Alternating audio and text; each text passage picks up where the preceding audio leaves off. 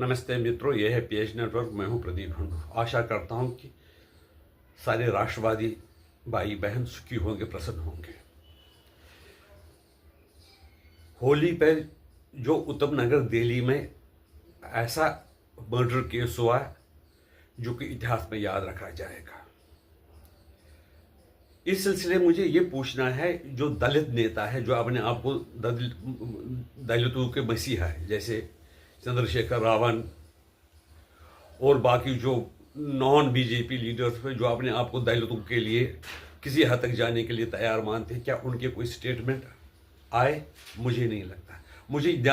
मेरा ध्यान भी मैंने देखा था, कोई असदुद्दीन ओवैसी और दूसरे मौलाना का भी इसके बारे में कोई स्टेटमेंट नहीं आया। यह आश्चर्य की बात है। यह इतना भयानक हत्या थी कि जिसको शब्दों में बयान नहीं किया जा सकता। इसी तरह से जब बांग्लादेश में हिंदू की हत्या हुई थी, तब यह कहा गया था कि ये हमारे देश का मामला नहीं है। लेकिन जब ईरान में हुआ, इजराइल ने किया, हम तो उसका समर्थन नहीं करते हैं। उसको भी कहा था कि यह अच्छा नहीं हुआ और बहुत रोना धोना हुआ। अब देखना है कि जो दलित नेता अपने आप को सही दलित नेता कहते हैं और दूसरे जो मीम का भी नारा देते हैं, वो सच्चे में दलित हिंदू के हितैषी है या खाली वोट के लिए?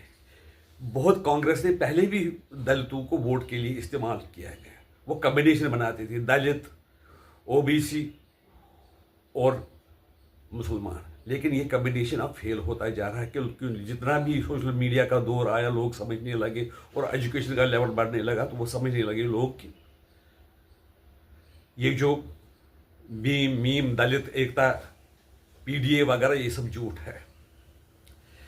इस सिलसिले में कहता हूं कि होली के शाम को एक बच्ची से एक पानी के कुछ छींटे, जो गुब्बारा अपने दादा या अपने पिता पर फेंक रही थी ऊपर से नीचे, उसकी कुछ छींटे एक महिला पर लगी। वो महिला बताया जाता है कि वो पहले हिंदू माँ बाप से पैदा हुई थी और वो बाद में उसने इस्लाम कबूल किया था।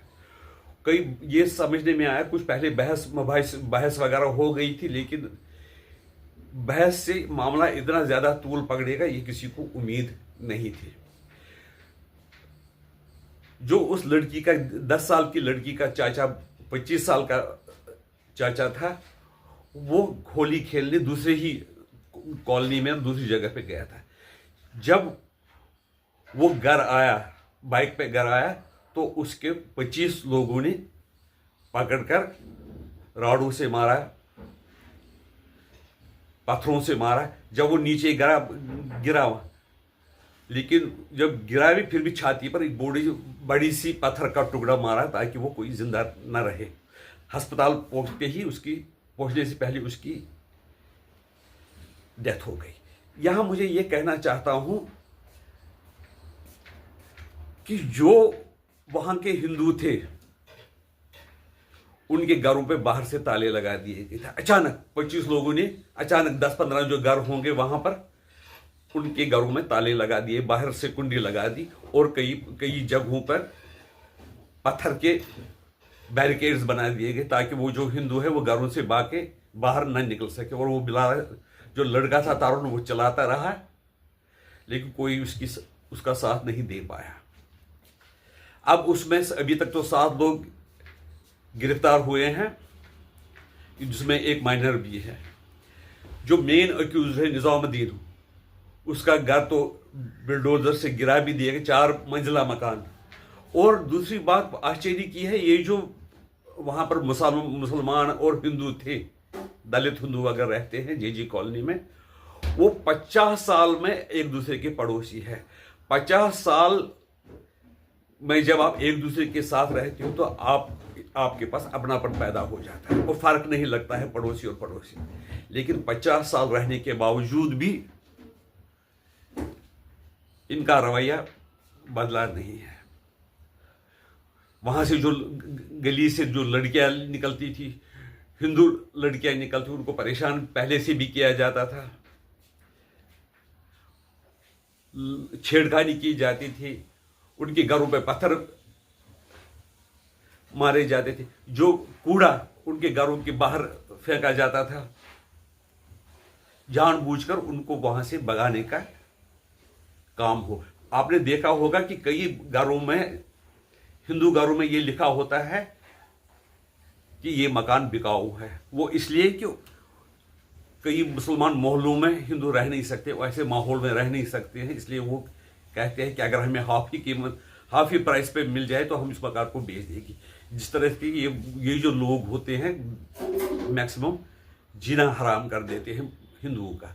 अब देखिए कि अगर किसी सोसाइटी में एक मकान, एक फ्लैट एक मुसलमान का हो और 100-200 फ्लैट हिंदुओं के हो, तो वो आराम से रह सकते हैं मिलजुल के, और उसको ज्यादा इज्जत मिलती है, ताकि लोग ये सोचते हैं कि उसको ऐसा महसूस न हो कि वह अपने लोगों से दूर रहती है।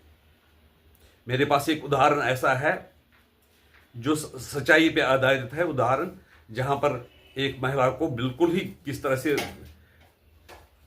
रखा जा रहा है और उसके बच्चों के साथ कैसा बर्ताव किया जाता है, वो जो जिससे बड़ी हर्ष की बात समझी जाती है, बड़ी खुशी होती है। लेकिन क्या हो गया है कि ये लोग, ऐसे कई लोग हैं, वो सुधरते नहीं है। और दूसरे सबसे बड़ी आश्चर्य की बात है, जो बड़े बड़े मौलाना है, बड़े बड़े पीर है, जो बड़े बड़े रिलीजियस लीडर है, उनके इस मामले में कोई बयान नहीं आते हैं। अब लोगों को मैं इतना गुस्सा है, वो कहते हैं कि एनकाउंटर कर दो, जैसे रेखा गुप्ता को कहते हैं कि तुम हट जाओ, यहां पर हमें चाहिए बाबा बुलडोजर योगी आदित्यनाथ जी। इतना ज्यादा गुस्सा लोगों में है। और ये देख रहे हैं कि पुलिस की जो कार्रवाई है वो भी लोग उससे संतुष्ट नहीं हैं। ये भी देखना पड़ेगा कि पुलिस कार्रवाई अच्छी तरह से क्यों नहीं करती है। हालांकि 7 लोग पकड़े गए हैं, लेकिन अभी तक तो 25 के 25 लोगों को पकड़ा जाना चाहिए था। सुनने में आया कुछ लोग दूसरे कॉलोनीज में ओपनली मुंह कर रहे हैं, फिर रहे हैं, लेकिन उन पर कोई कार्रवाई अभी तक हुई नहीं है। और यह भी पता है कि अगर जो लोग भागे होंगे अपने घरों से, उनके घरों में हथियार भी होंगे। बाकी आपकी राय के इसके बारे में नमस्कार।